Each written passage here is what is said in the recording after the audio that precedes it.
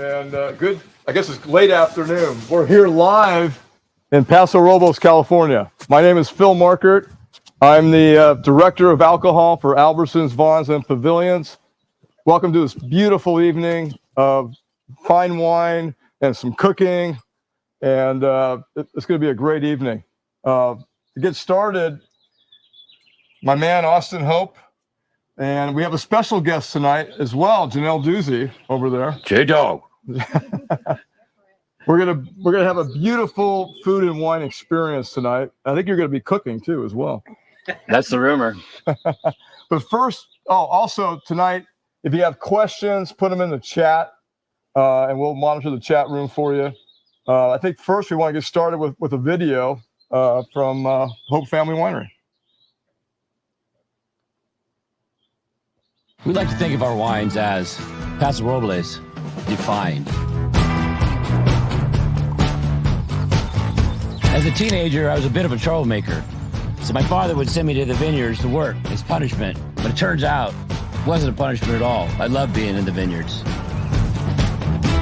My family saw the potential in Paso Robles, and now my dream is to make it a global household name. Wines like Triana Red is what started it all for us. With the Austin Hope Cabernet Sauvignon, this is what's taken us global. We make wines for you to enjoy and to learn and understand what this special place, Paso Robles, is all about. So come relax, indulge, and try wines that we only make for our tasting cellar and for you when you come visit us. We are born, grown, and made in Paso Robles. Welcome to Hope Family Wines.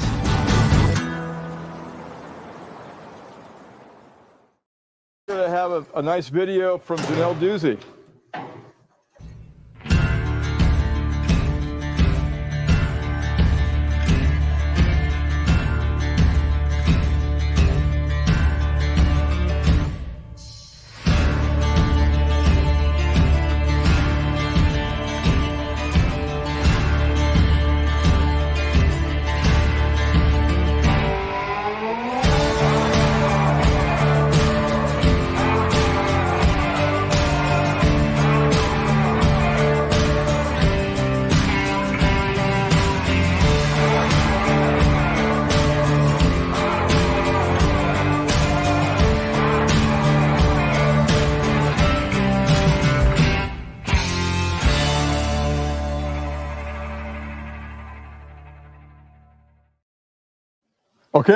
Okay, we're going to start with the Triana Sauvignon Blanc. Before we get to that, Austin, look at this beautiful cheese platter from the Vons and the Atascadero with some Point Reyes Blue and a medley of cheeses.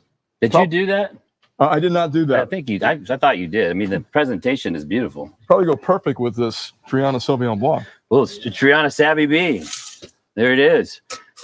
Sauvignon Blanc is an awesome variety that goes well with cheeses, because especially ones like the Point Reyes, because it's a pungent cheese, right? It's got tons of flavor, and when you put those together with Sauvignon Blanc, because Sauvignon Blanc does have some of that.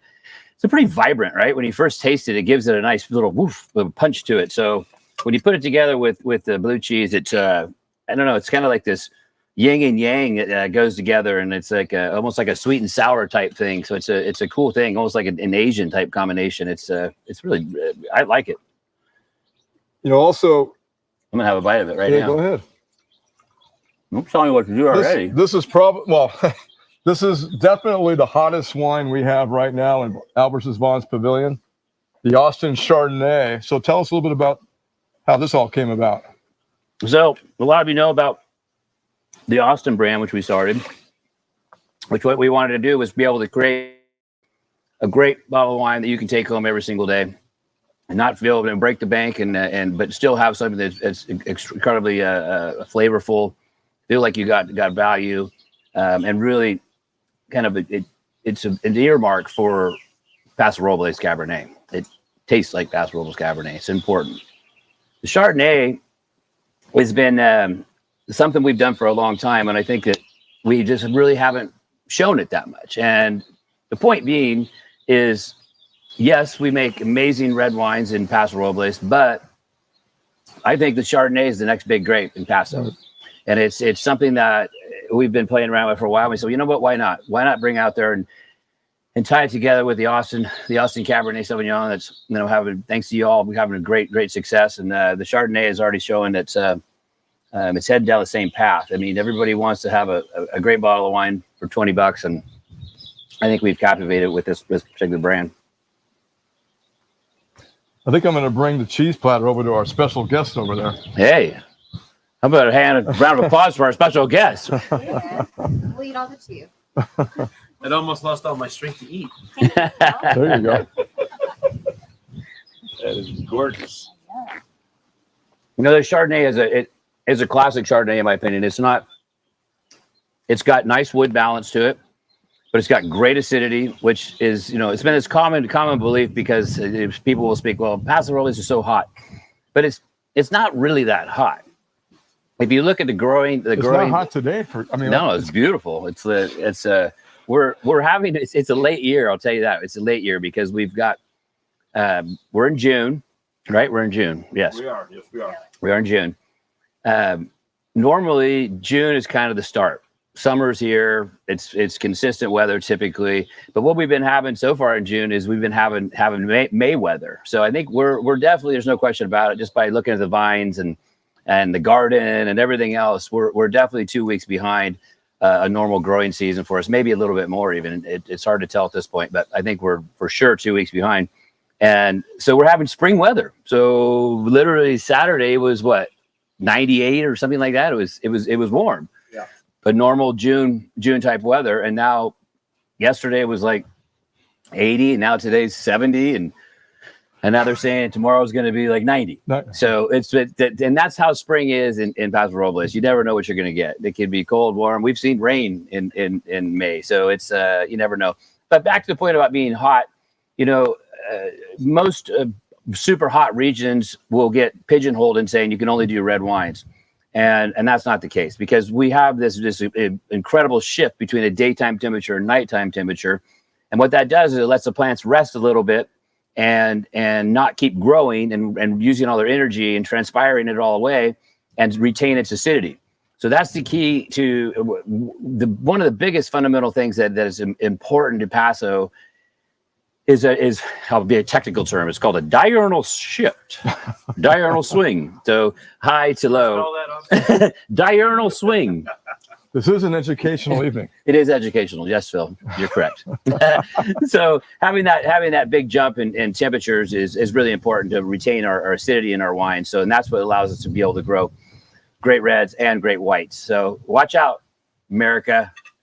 Watch out, world. Paso Robles whites are here. Yep. We're coming for you. Hey, before we go to the cooking part of this, I want to thank two of our sponsors tonight, Santa Monica Seafood and Harris Ranch. Thank you. And Austin's going to be cooking with both those products, so I want to thank you all for your support. Yeah, Harris Ranch is a special company. You know, it's as local as it get in our backyard.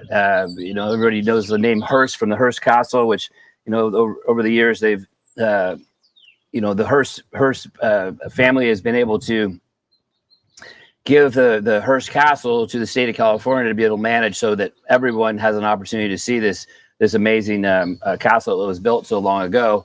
But they did retain all their land, and they have quite a bit of land. So they run cattle, and they've you know, Steve Hearst was big on, you know, I want to be able to do a sustainable beef operation, and it's been many years in the making, and it's really cool to see that it's caught traction. You guys have been great partners with them and have helped get the name out, and to see it, you know, to me, it's a local brand. And, Absolutely. And it's awesome, right? I mean, it shows the diversity of what Paso Robles can do, right? Not only can we make great wines, but we can grow our own beef. And they're great partners all around, and they do amazing things for our community as well. So yeah, we're cooking. They sent us. They were gracious enough to send us some prime ribeyes, and we're gonna cook those up on some little shish kebabs, which we previewed them last night. Celeste and I, my wife, and they were quite tasty. And then Santa Monica Seafood obviously has been a staple, Great partner for you guys. And funny enough, I used to buy fish from them. Uh-huh. when this is probably 20 years ago, 15 years ago, 20 years ago, somewhere in that neighborhood, I got tired because Paso was very small at the time, and there really wasn't a lot of great fresh fish options. And so I'm like Googling and looking around, and I'm like, where can I find fresh fish? And I stumbled across this place, and I think it might have gone through a name change since then, but it's still the same company. And I went and knocked on their door, and they were like, yes, can I help you? And I'm like, hey, I want to buy some fresh fish. And I'm like, this is a wholesale operation. I said, it's okay. I sell wholesale wine. Yeah. I said, can we trade wine for fish? I did. That's how I started it. And then, so that's how our relationship started actually years ago. And so I was able to work and deal with those guys to be able to go there, and I'd pick up fresh fish out of the back door, because we entertain a lot, and Phil's always doing this kind of stuff, making me cook for him. So I've got to have access to local fresh fish. So we're going to do it. They're a great partner, obviously, and not only with Albertsons, but they've been really good to our family too. So we're really excited to be able to use their products. So we're going to do a sustainably farmed Chilean sea bass, and it's going to be good. Let's go look at it. Oh yeah. Let's look at it. You guys want to look at it? I want to eat it, but yeah, you do it first, I suppose. Wow, look at that. So this is the Chilean sea bass that we have. By the way, these are all from our garden. So Celeste and I have on the property. We're on our estate vineyard here. Some of you may have been to our Triana Austin Hope tasting cellar, which is just over the hill. My parents live over that hill, and the tasting cellar is right over that hill. So we're at our home in the backyard. And I went up before and I picked up these vegetables. They're Beautiful. You like our vegetables? The audience likes them. We're gonna have to start. We're gonna have to. Some vegetables. I'm thinking we're gonna have to start our own farmers market, because it's getting a bit out of hand. We were gone last week, and it came back, and I went up there this evening and to get stuff before we came here, and I'm like, holy moly! It's like maybe we should start a farmers market. I think so. You want to? Oh, I don't want to compete against Albertsons, Vaughn's, Pavilions, though. You can do it in our parking lot. Okay, cool.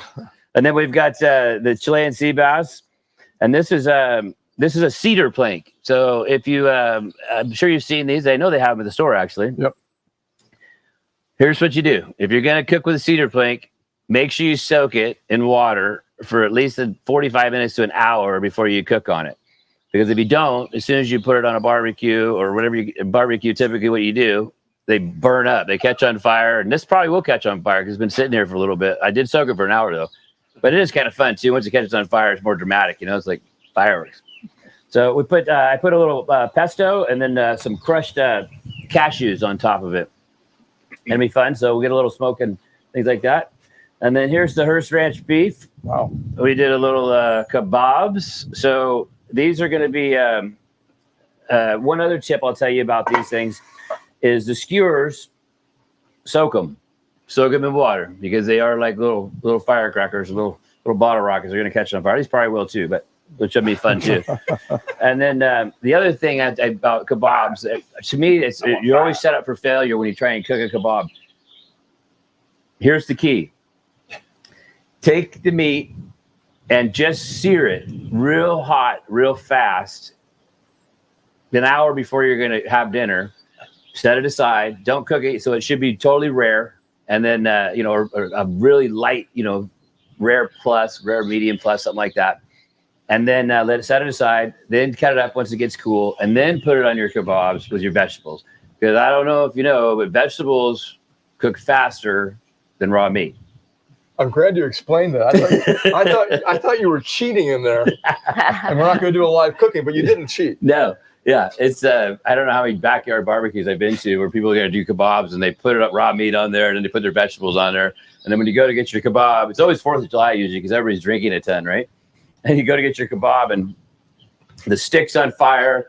The vegetables are not recognizable to what they are. They look like ash or some sort of burnt chip. And the meat's usually medium rare. Definitely don't do it with chicken. Maybe you get started, and I'm gonna pour the next one. I gotta dump this out.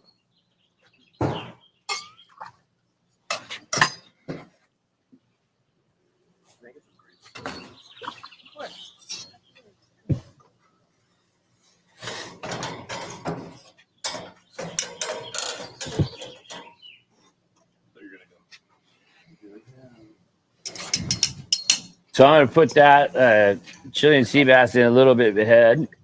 We'll let that go for a few minutes before we put the kebabs on. I think the audience needs some wine over here. We're feeding Janelle grapes now. She'll drink the wine after.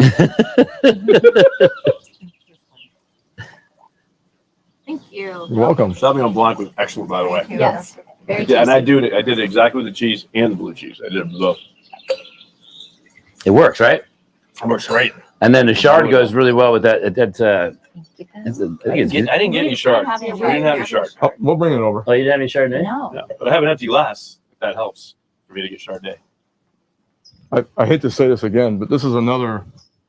I mean, this thing's on fire at Albertsons Vaughn's Pavilion. So tell us about what was the inspiration for this? Honestly, the inspiration was two things, two factors. One, most importantly, our love for Paso Robles. And as you can see on the wine, which nobody thought was a good idea. Everybody thought it was crazy, but I thought it was a great idea. Well, if you go to school for packaging,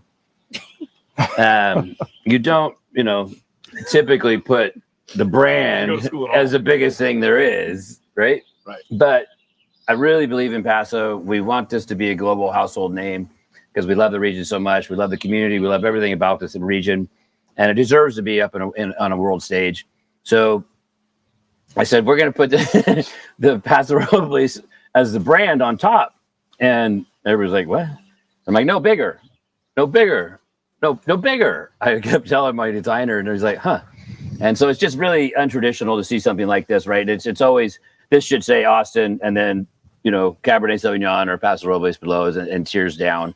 But this is how much I love the region, and I want everybody to have an opportunity to see it. So I think that's part of it. I think there's a sea of wine out there. There's a ton of wine from all over the world, and we want you to recognize that. We think if we make great products and get you to try them, you guys will come and drink more Paso Robles wines, because this is a team sport. We're not in this just for ourselves. We like I said, we want everybody to rise and everybody to go, and we were with these folks, and did you have a mic? Tell them. They muted me for right now. So I don't talk too much, but I'll be live. You can try Let to her mute me. speak, You can try to please. mute me, but you probably Okay, can't. you're okay now. You can start. Yes, I know yeah. this bothers you, but you got to tell it because you actually thought it was cool too. It was the coolest. The last time I ordered Austin Hope cab was in Prague, in Europe. Yeah, ordered it with glass, and the waiter knew more about the wine than I did. Yeah, I know. I don't want to offend you. He had memorized every Paso Robles sub appellation. Yeah, it was really This cool. guy It was was- astounding. He was talented. So as many of you know, if you've watched shows before, Janelle and I always have this kind of little like who's better. Obviously she's better. Everybody knows that.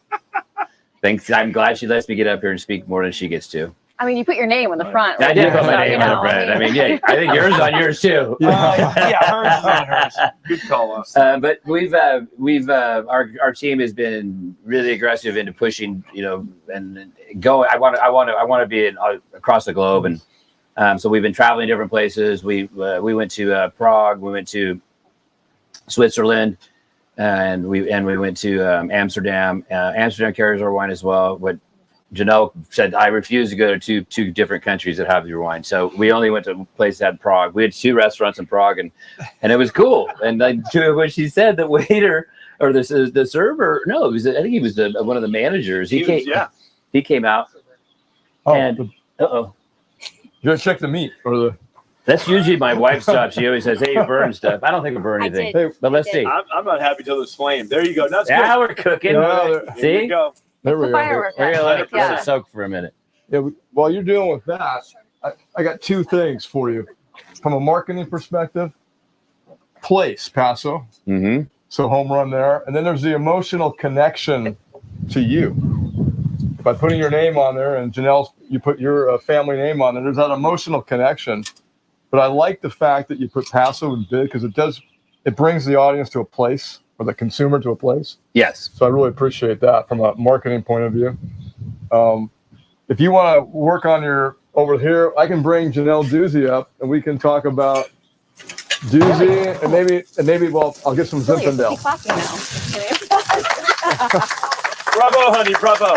Bravo, honey. Bravo.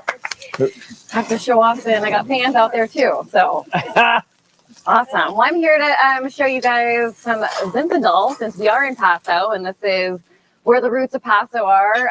First planted varietal here is mostly or only Zinfandel. So my family has Zinfandel planted from 1925. So we're coming up on 100 years of growing grapes here in Paso.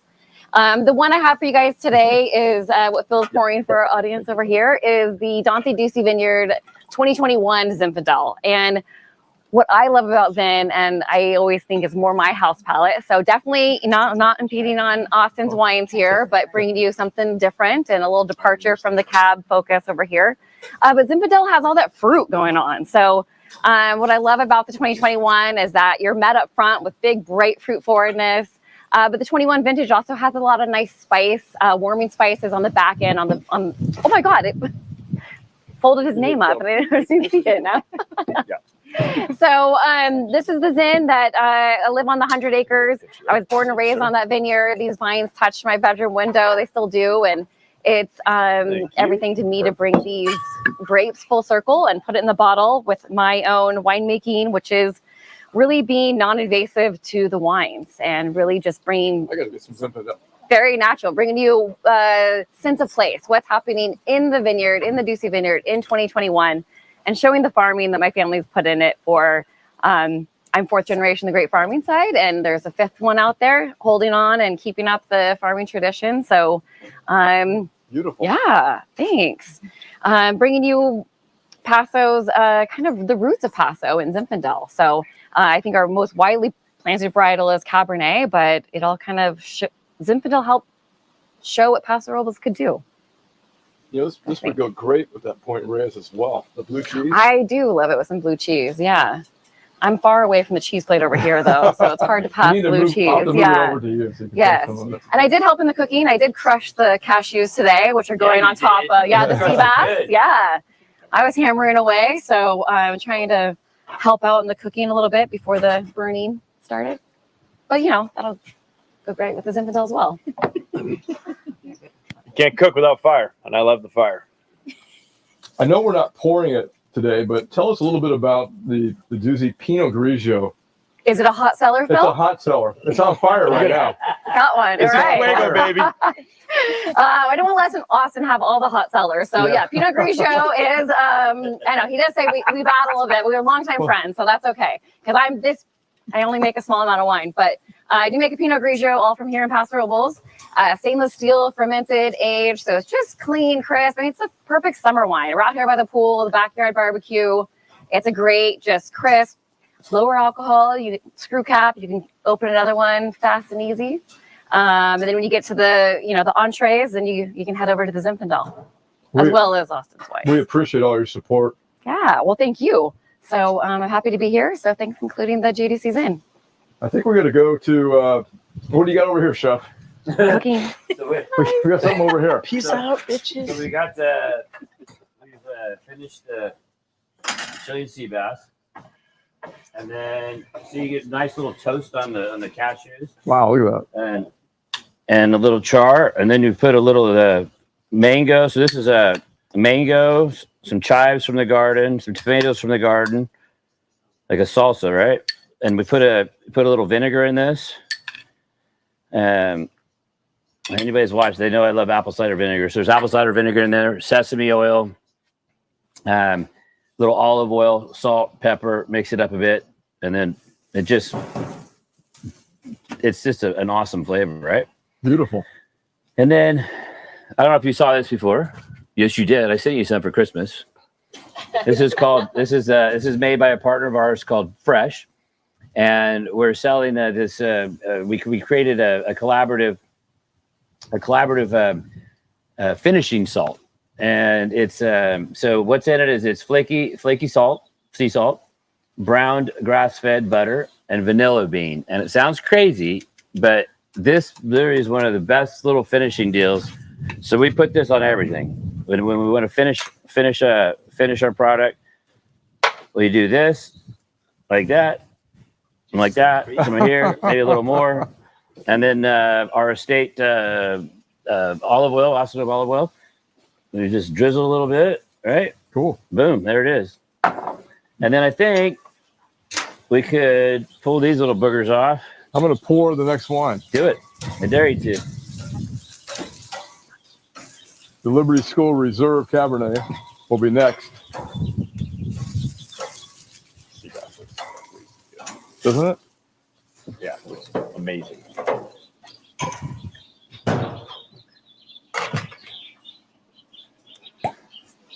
There you go. We can. This one's got a long history, I believe. So Liberty School has been a three families. So three generations of families have made this wine, and looking into hopefully the fourth generation coming on soon with our daughters to take over eventually. Liberty School was started by Charlie Wagner, which was Chuck Wagner from Camus's father in 1975, and this wine was really kind of truly, if you will, what they call a second label, right? It was made from whatever they didn't have go into the Napa Cabernet. They only made one Cabernet back then, and they had their estate vineyard, and they would have a little bit left over. So Liberty School was actually the school that was in Napa, and family members went to, and so there's actually a preserved plaque up there now. And anyways, long stories, but the point is that Liberty School has been around a long time with multiple families, and I'll check the meat. you check the meat.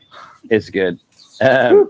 And when we took the brand over in 1995, we had been growing the grapes through the late 80s, and I started working for Chuck in the early 90s, and we became friends, and they're more like family today. And we wanted to create a brand called Triana, so we took the Liberty School label since we were already growing it and making it down here and bottling it down here, and put it together and created the Triana brand, and away we went.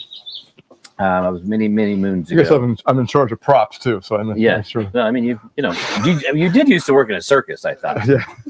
Did you not or no? No. On Balboa Island. No. Okay, I was a different Phil I knew. Okay. You guys good on time. You brushing me good over here. Let's go back to the meat. So finishing Liberty School. So Liberty School has always had a Cabernet forever. And we thought, you know what? It's time to elevate this wine. And so that's what we did. So we made a Liberty School Reserve. We still make the Liberty School, but now we also have another tier, a little level up, give a little more excitement to Paso Robles and the diversity of what we can do. And that's what, what's great about Paso is you can actually be able to create so many different levels, right? As we can make the $20 level, we can make the $300 level, and all these different experiences that we can create within the region is just, another reason to fall in love with such a beautiful place. And then, by the way, so the other cool thing about skewers is you can do like Jenga type things, right? That's a beautiful presentation, by the way. See? I think you missed your calling. And my parents didn't ever think I'd amount to anything. They said that. My dad said that one time. He says, I just really didn't think he was that smart. And now look at me now, Dad. Yeah. I'm making Jenga with kebabs on TV. I'm on TV, Dad. Okay. I wish your dad was here right now. He's shaking his head, rolling his eyes. While he's playing with that, is there any questions from the audience? There's been no questions yet. Yeah. Everybody's just kind of sharing what wines they're drinking. Somebody is having the Jeeps in 2019 Jeeps raw right now. Oh. Okay. Nice. I've got a question for Janell and Austin. There's definitely an environmental movement being driven worldwide by the, Gen Z generation. And I had the luxury last week to go into a regenerative organic farm. So what's your feelings on the whole movement toward the environment, organics? I know you probably have a comment. Oh my God, look at that. Great question, Phil. Okay. You're in a regenerative farm. So our estate vineyard is regenerative farm. We've been this is our 4th year.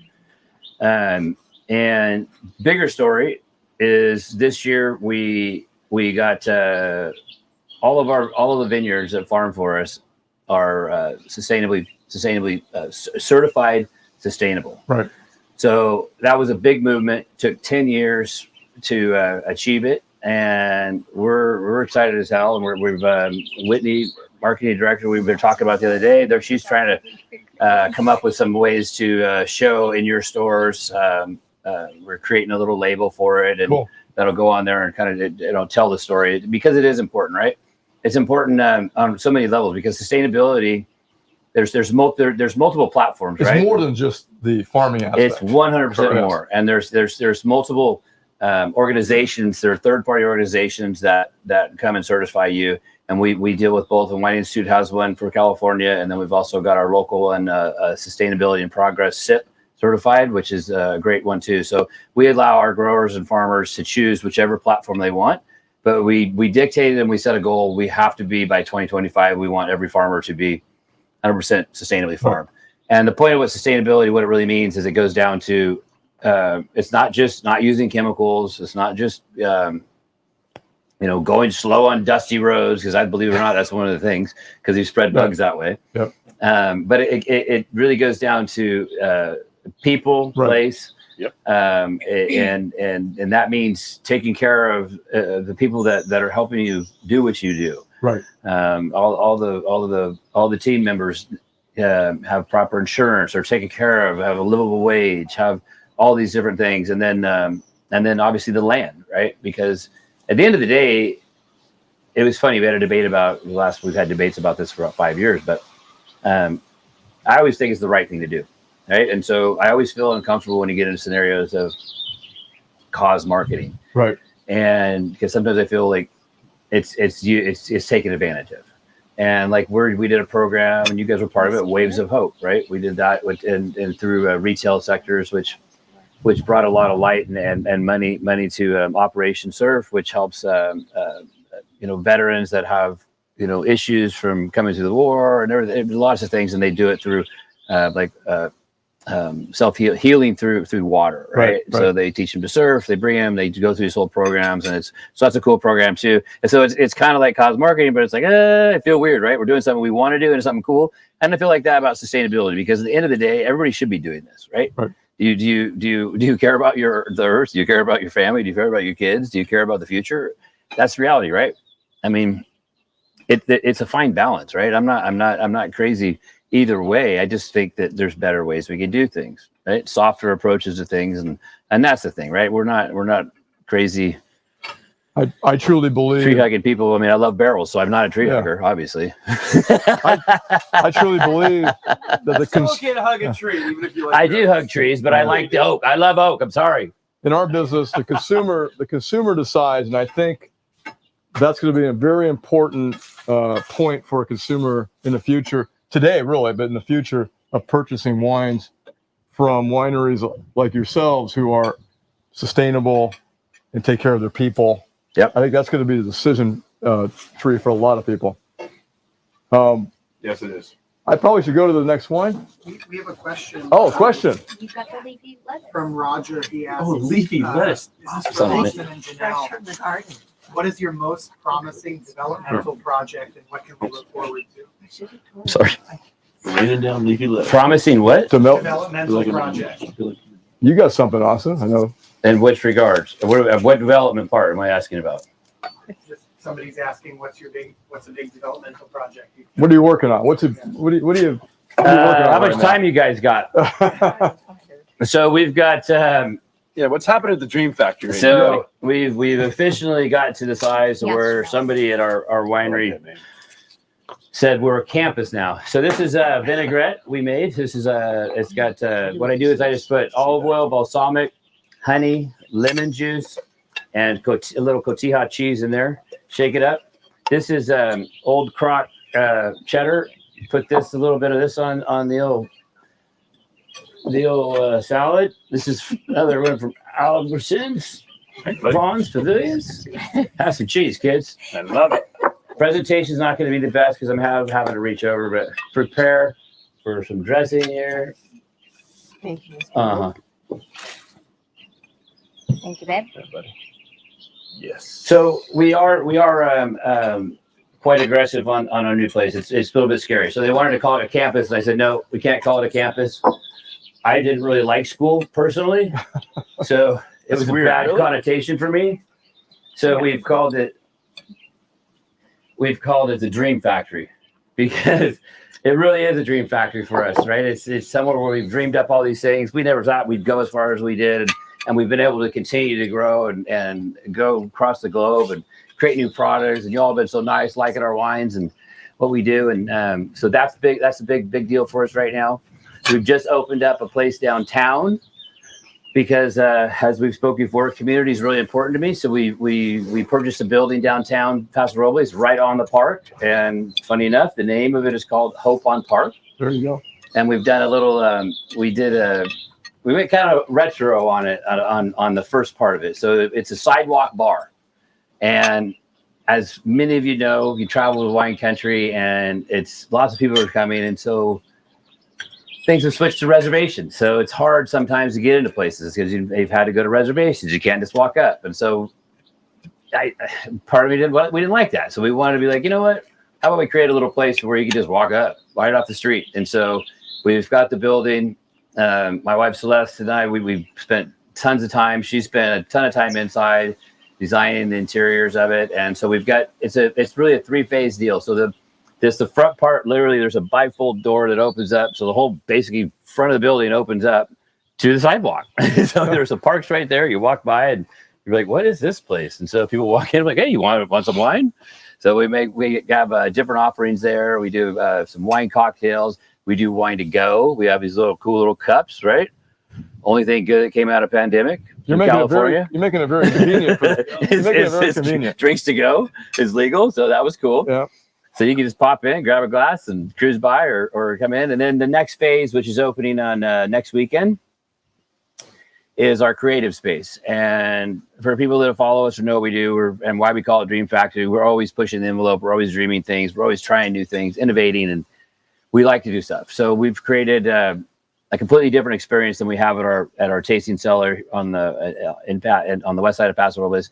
So we have 3 distinct lounges what's inside the building, which is behind a glass wall. So your sidewalk bars there, then behind the glass wall is the creative space. And we're going to do things like verticals of Austin Hope Cabernet, black glass tasting, which is a fun experience if you haven't done it before, where you go through, they walk you through different wines that you think you know, but you really don't, because you can't tell what it is because you can't see it. It's amazing, blows your mind, but to be honest with you. And we're going to do old vertical or not vertical, but old wines like Triana. We've been tasting those Triana and Austin Hope wines, like the Austin Hope Rhones. We were drinking the 2014 last week. Wow. At an event of a Movedra, which is amazing. And we've got 2006 and 5 and 21 and 01. And then our Triana flagship brand has been aging extremely well, and like a 99 Triana Red is outstanding. So we'll be able to curate these special tastings for you. And I'm putting my order in right now for some library wines for the holidays. Yep, we're gonna should be able to sell the library wines, because I was crazy and young when I started this, and I don't know why I did it, but I know I did it. I'm like, you know what? Somebody might want our wines 20 years from now. And everybody's like, you're saving too much. And I'm like, maybe you're right. So we've come back and we've been tasting all the wines. I'm like, okay, there's some really great wines that we can share. And then we've got a couple other little programs. And then we've got a new brand that's going to be coming out down the road. That'll be in one of the spaces inside. And then we've got a whole back space in the back. And I don't know. I want to do some restaurant back there, maybe. I don't know. Wow. We got a lot going on. Yeah. Janelle, do you have anything new? You got a Chardonnay coming? I don't know. Oh, God. Oh, You got a Cabernet coming. Oh. I've been doing Cabernet from our Paper Street wines. Oh, Yeah, cool. from that vineyard. And then I'm messing around with a little effervescence of some Pinot Grigio and just playing around in the cellar, having fun. What's it called though? Frizzante. Frizzante. Frizzante. Funny Yes. It's the ultimate summer. We used to get Paper Street Cabernet, and then they kicked us out.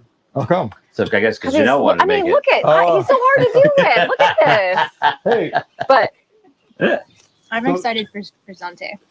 tell us about Brisante, is that the name? Mhm. I love it. tell us about this wine. You know, I think I can say I was there with you from the beginning of this one. Phil, your net is wide. We were at dinner here, remember? And the last 5 were there, and he shared them. Yeah, At well, dinner it here. goes even farther back. So before Yeah. we bottled the first vintage of 2015, Yeah. Austin Hope Cabernet, Phil and Cheryl came to the house, and we were doing our normal thing, having dinner, and then cooking and eating at the house, and then drinking a bunch of wine and dancing to crazy music on the TV. And I'm like, hey, I want to show you something. And they were not, it was unbottled. They were just in little sample bottles. And I'm like, I want you to taste this. Tell me what you think about this. And I said, he tasted it. He said, this is really good. Yep. And I said, well, we're gonna release this under the Austin Hope. We're gonna come out, and it's going to be we're trying to create the standard for luxury Paso Robles Cabernet, and I think we came close. I think you hit the mark. Right? Thank If I you, sir. remember, Wine Enthusiast 97, Yep, that's true. highest rated Paso wine at the time.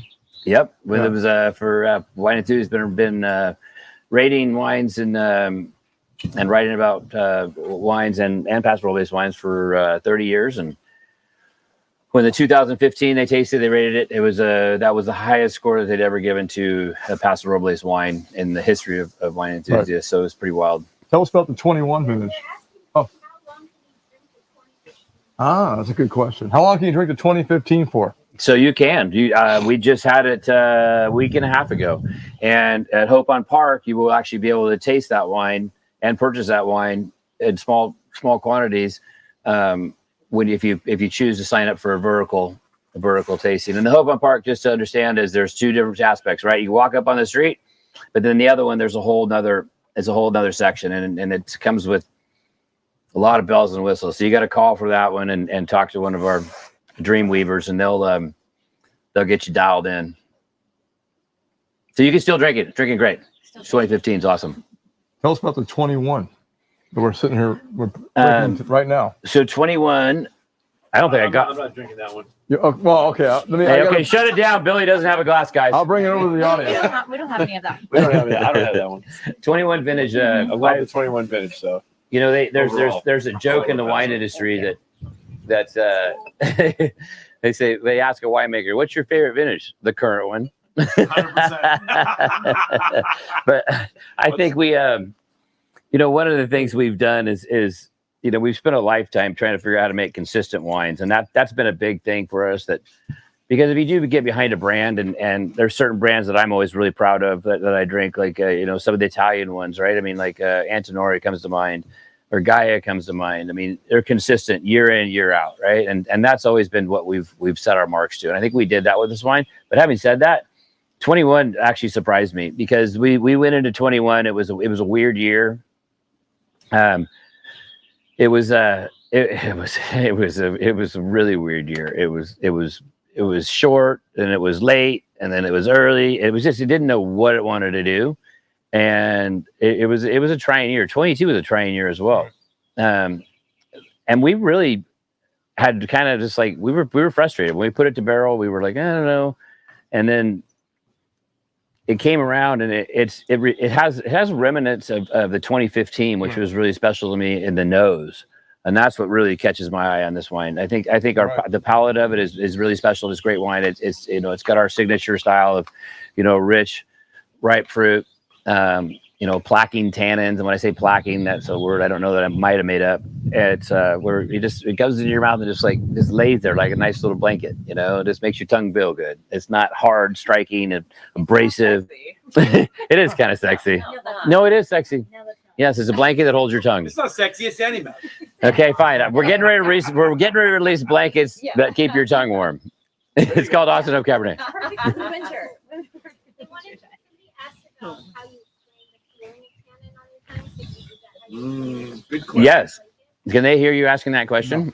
Okay. It's a good question. So a question was, how do you really describe tannins, and the sensation you have on this particular, or on all wines, right? I mean, tannins there's three things in wine that create what you would call weight, right? So alcohol is number one. So the higher the alcohol, the more heaviness is going to be on your palate, right?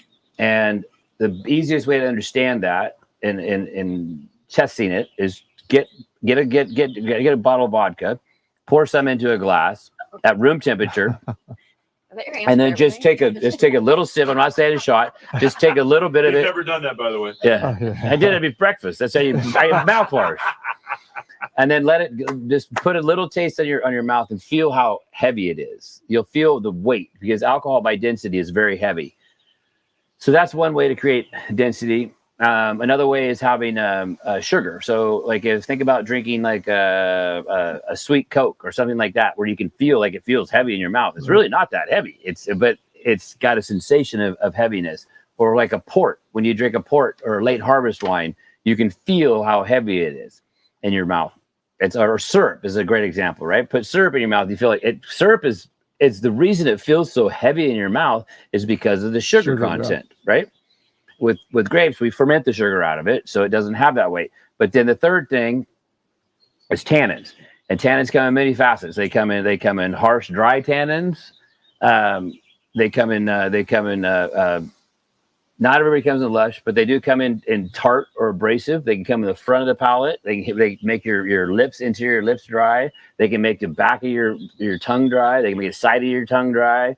But I think what we've spent a lifetime trying to understand is how to make tannins have weight. So analytically, this wine is extremely high in tannins. Like when you measure it, it's so high. But through winemaking practices and viticultural practices, we've been able to make the tannins softer, elongated. And I can't tell you, I'd have to kill all of you how we do it. But there's some processes we do during fermentation that we create tannins. We make them actually longer and not shorter. And when a tannin is real short, they can be dry, hard, harsh. And we've learned how to make them longer, layering, heavier. And so that creates a sensation. So when you taste one of our wines, when it feels like the blanket nobody likes on your tongue, It's the black part that was the That's hard plaquing. part. Yeah. yeah. Now that will soften with aging, correct? But no, I think we've already softened it. That's what I'm saying. Is it's been The softened. blanket. The blanket is that's what blanket is. It's a cashmere blanket, bro. We already give you a cashmere blanket. Yeah. Use cashmere instead of black. It's All I'm Okay, saying. fine. All I'm It's a saying. supple. So I A wrote little more supple. I like that. everybody that works for me. Lee's here. He makes our direct to consumer wines, and it's always been on the things. We've been around. I like come up like, what does that feel like, or what? So I can't. I'm like, I start writing. It's plaquing. It's like so now it's a winemaking term, but you're right. It's probably not consumer term. Okay, blankets, velvet blankets. That's what we make. Cashmere, baby. Cashmere. Our oldest daughter just walked in. Hello, Ainsley Hope. Any other questions from the audience?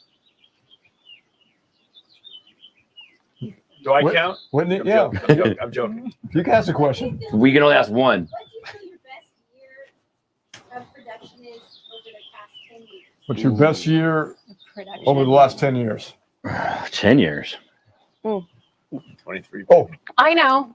Janelle, come on. Come on. Come on. Okay, I'll bring my bottle too. Yeah, I would. So I guess equal to Shameless, the timeshare. shameless. Yeah.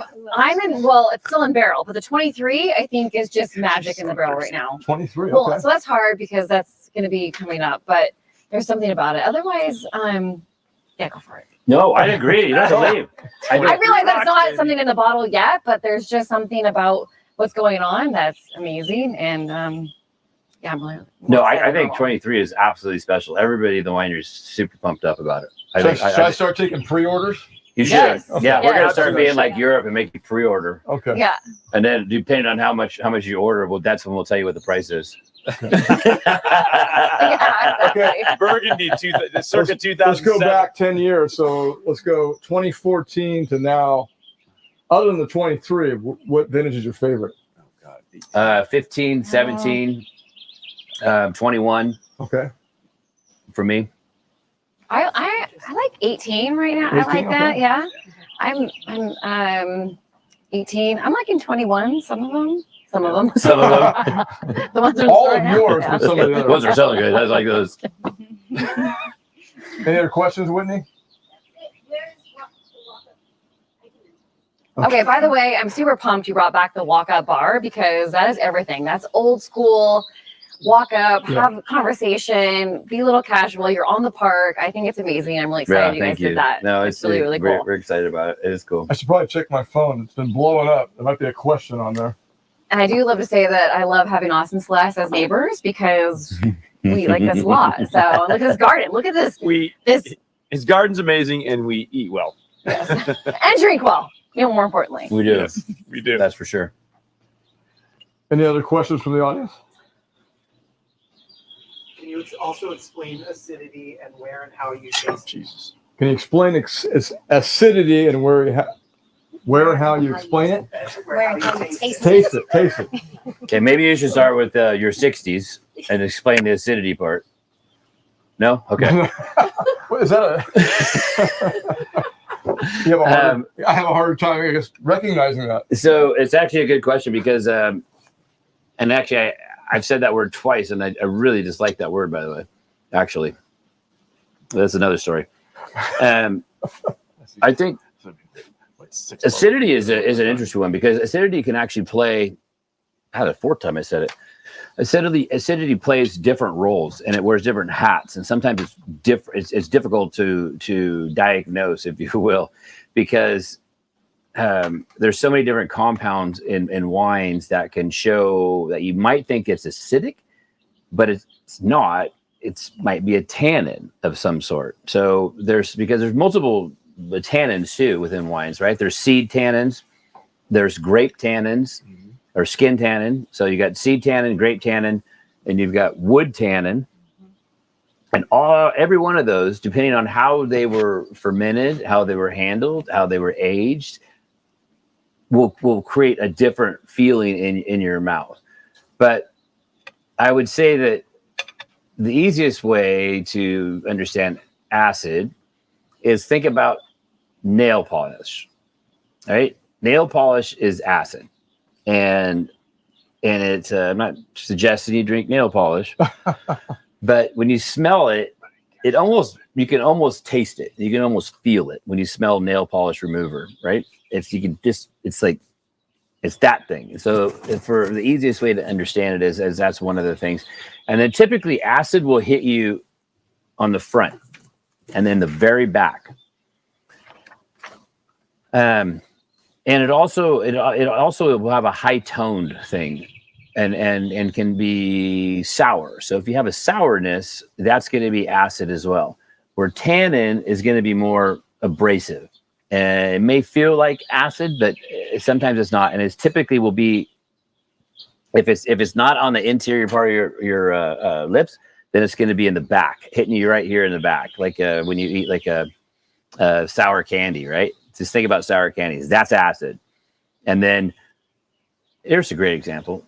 Best way to understand acid versus tannin is eat a piece of dark chocolate and feel that and feel all the sensations. That's tannin. Right. And then eat a sour head or a warhead or whatever it is. And then that's acid.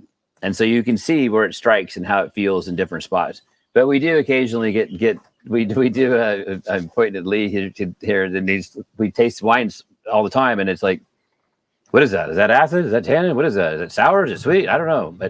But we are looking at it from a different perspective, from an analytical perspective. Is it volatile acidity? Is it all these different compounds that can be a spoilage for wines if they're get too much oxygen in them or something like that? Good question. So go eat some chocolate and a warhead. I think my job next is to close it. Janelle, why don't you come up?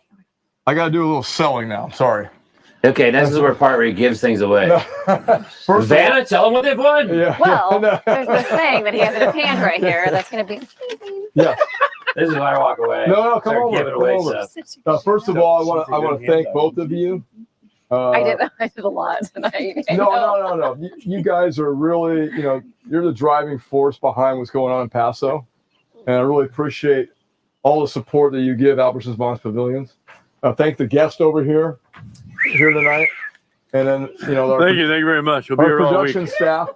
Austin is Try going the to Chilean sea be bass. with me again on August 29th at the iconic restaurant in Long Beach, La Opera. We're doing a winemaker dinner together. So you'll see Austin again. Janelle comes down to our stores and pours wine. So we'll make sure you get the word out on Janelle. And then tonight, well, let me back up. This weekend is double discount weekend. There we go. Double discount weekend. Okay. Austin, Good. take your pants down. Get an extra He said your 10%. brand is hot. Not you, but your brand. Your Extra brand is hot. 10% off. Yeah, Austin. Yeah, I Brent, think not you. my email address went to the chat room, correct? 3 times. Send me an email. Pusher. If you didn't get a coupon, if you buy all 6 wines tonight, I'll give you $18 off.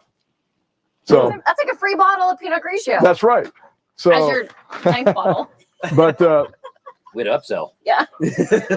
but again, I really appreciate it. I really appreciate you. And what a wonderful! You hear the birds chirping too? Yeah. I know. Amazing back there. It's crazy. But we'll see the audience at our 71st virtual coming Oh, up. that's right. This is The the 70th. 70th. Yeah, this Hey, is- how about a round of applause for him? Alright, yes. Good job, Yes. Nice job. 70th.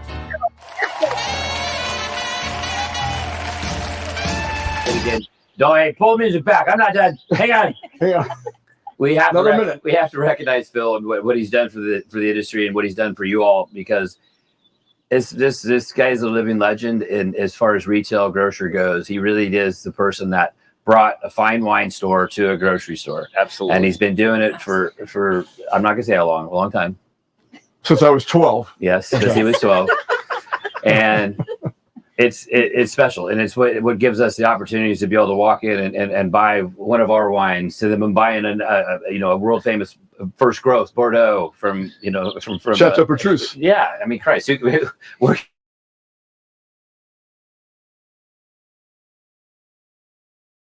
Pinot Grigio. and about Pinot Grigio and Add 5 more on, you get it for the best price That's ever right. too. Yeah, That's right. 6 or more. That's the deal. I mean, I'm sorry, deals. Yeah. It's good. yeah. I I didn't know. think we're out of time. We're at 7:01. All right, sorry, you 7:02. can play your music again. Okay, play the music. Thank you. Thank you. everybody. Thank you, Good Phil. job. Good job, Austin. Thanks for cooking, Austin.